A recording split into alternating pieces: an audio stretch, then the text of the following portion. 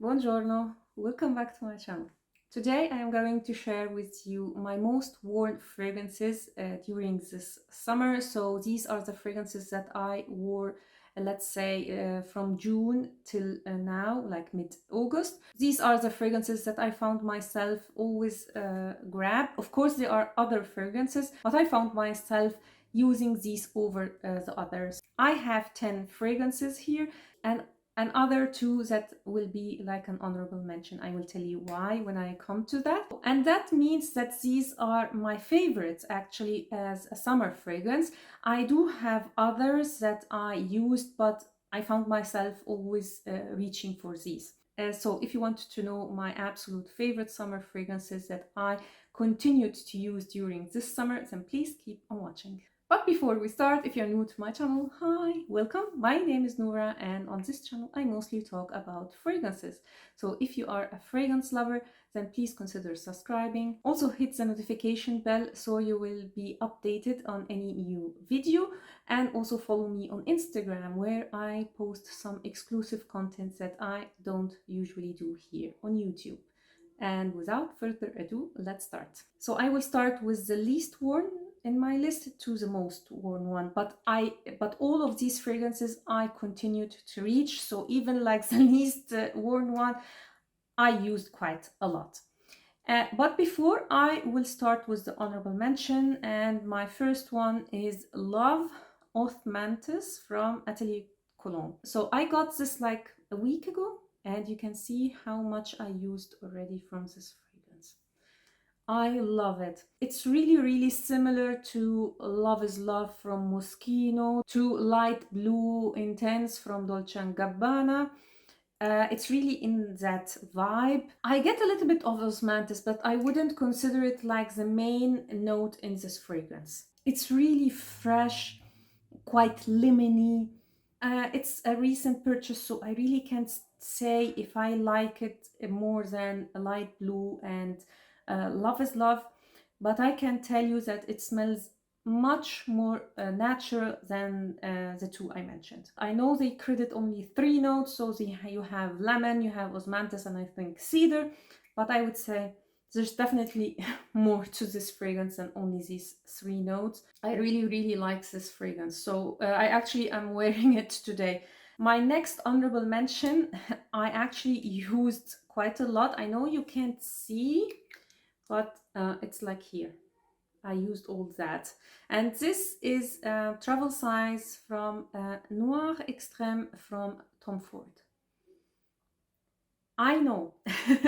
I actually was really surprised that I used this during the summer, but when it was not extremely hot, I used this a lot, like a nighttime kind of a fragrance. I even wore this one once or twice as a bed scent because I just love it. I adore it, and I will definitely get a full bottle of this one when I finish the travel size. And if you don't know how Noir Extreme smells like, it's kind of a gourmand, but has a lot of cardamom, and I find cardamom has a very cooling effect. So this is why maybe I could pull this one off during summer. So you have to love cardamom because it's quite predominant here, more than the Noir Parfum. Actually, this is a men targeted fragrance, but it's totally unisex, trust me. It has also a sweet note of kulfi, which is kind of an Indian gelato that has already cardamom in it. It's sweet, it's spicy, it's extremely sophisticated, extremely sexy. On my skin, this performs weaker than the Noir Parfum. So if projection is really important to you, I would say, or you overspray this one, or maybe try the Noir Parfum. Longevity, I would say it's almost the same. I don't have now a Noir Parfum, so I can't tell you, but from what I remember, it lasts longer, but it doesn't project so much. If you are familiar with Tom Ford fragrances, they tend to be quite expensive. So this is not from the private collection, so not like the extreme expensive ones. This, I would say, it's like between niche and designer words, like it's a little bit above the designer word when it comes to the price tag. But for me, this is definitely worth it. So that was Tom Ford Noir Extrême. Now let's start with the list with my number 10, and this is Azzaro Mademoiselle L'eau très florale. So if you watched my channel, you will know it's actually kind of a recent purchase, and I already did this scent. I absolutely love it. So how does Mademoiselle L'eau florale smells like? It's a fruity floral with loads of lily of the valley and quince. So it has the sweetness from the quince. It has a little bit of a green touch that comes from lily of the valley. It has also, I think, a note of rhubarb, but the whole composition is really fresh, quite feminine, a little bit fun and girly. I absolutely love it. To me, it smells like the bottle, but I find this one is suitable for all ages to me, yeah. And it's a cheapie, so you can't go wrong with this one. So that was Azzaro L'eau très florale. And by the way, when it comes to longevity and sillage on this one, I would say it's kind of a moderate longevity and sillage. Next is again a very, very recent purchase. I think it's even more recent than the Azzaro one, and this is Chanel Chance Eau Fraiche. This is so amazing. I know this is not a new fragrance, and I can't believe that it took me so long to buy this one. It's love at first sniff. So it's like a Chanel take on a fresh citrusy fragrance. So it's fresh, it's citrusy, but it's extremely classy. So if you want to smell like put together during the summer, then definitely check Chanel Chance Eau Fraiche. Unfortunately, longevity and sillage is not great. I would say it's like weak to moderate. It has woody touch to it. It has also some florals, I think jasmine, but mostly what I get is lemon and cedar. But it's a beautiful composition, and as all Chanel fragrances, it screams class. So that was Chanel Chance Eau Fraiche. Now on number 8, I have Roberto Cavalli Paradiso Azzurro, and this is kind of a watery take on the original Paradiso. So it's more fresher, it's less floral, so there is jasmine, but it's not so predominant like in the original one. It has also like the note of cypress like the original one, but here they added watery note and also lavender, so it's quite fresh. Has, I would say, again, a moderate longevity and sillage. If you follow me on Instagram, you will know that I used this one on my vacation. Really, really, really nice fragrance, and the best part, it's really cheap. So that was Roberto Cavalli Paradiso Azzurro.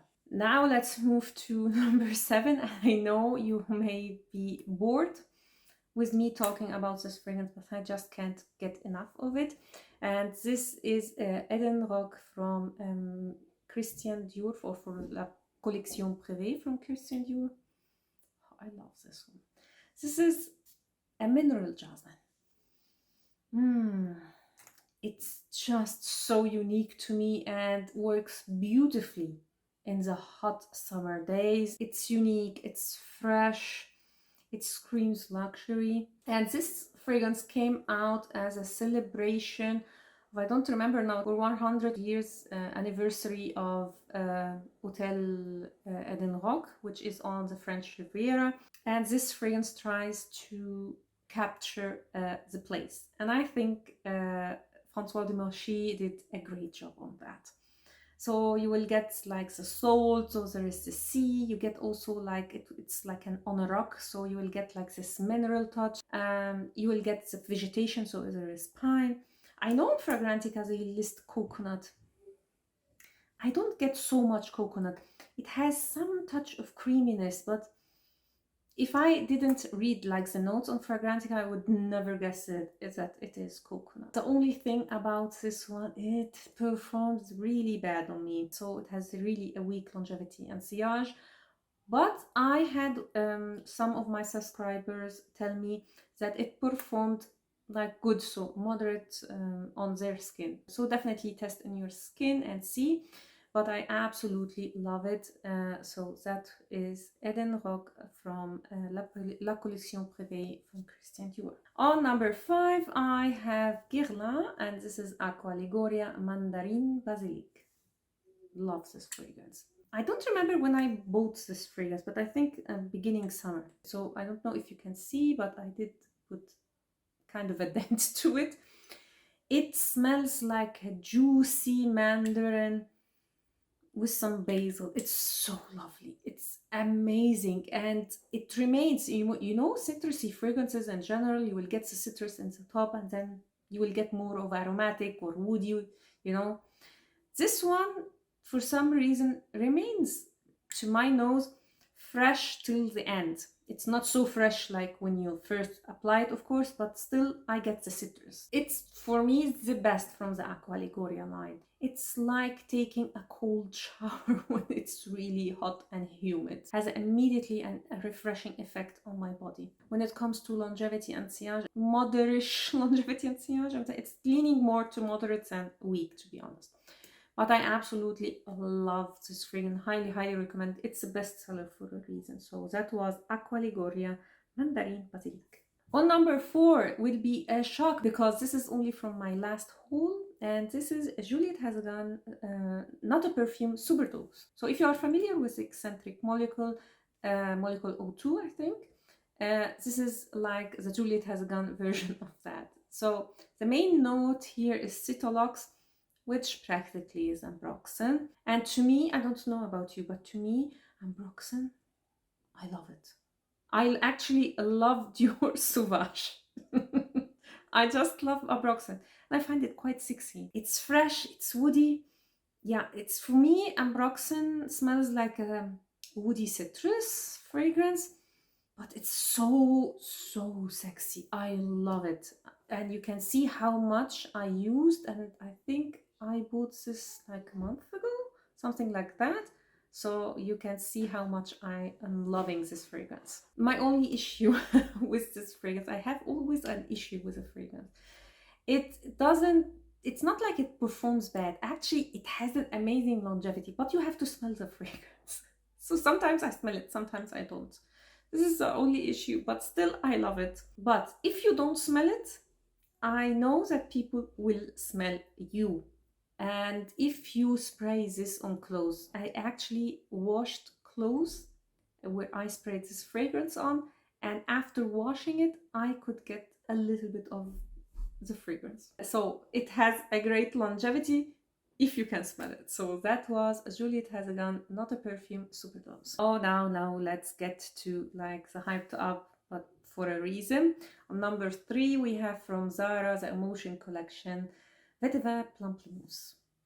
I know you maybe are tired of hearing about this fragrance, but it's for a reason. It's really good. And it's exactly like the name. It's all about grapefruit and vetiver. Same like with Mandarin Basilic. It's really refreshing. It's like taking a cold shower when it's a really hot, humid day. But it doesn't perform so well like Mandarin Basilic. But I mean, for the price, just spray again and again. Love it. I gravitate toward this one, especially after the shower, and this is what explains like the dents that I have. So that was a Vetiver Pamplemousse from Zara. Now, next one was a surprise for me, because I've never expected that this fragrance will be my almost my go-to after the shower, happy fragrance. And that is Moschino. I love. Ignore the bottle because it's hideous. It really is. The juice is so beautiful. Can you see how much I already used from this fragrance? A lot.